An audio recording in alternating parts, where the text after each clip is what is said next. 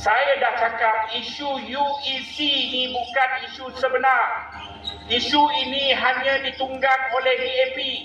Isu ini hanya ditunggang oleh orang politik. Akhirnya Anwar kena ubah dan Anwar tunduk, Anwar akur.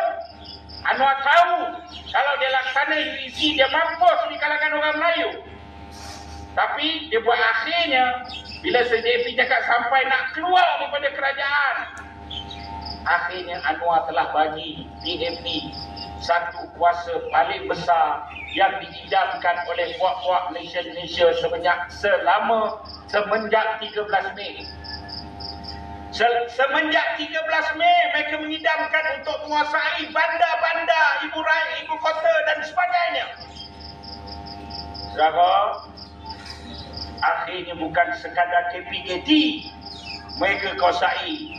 Mereka sudah dapat menteri wilayah dan timbalan menteri wilayah.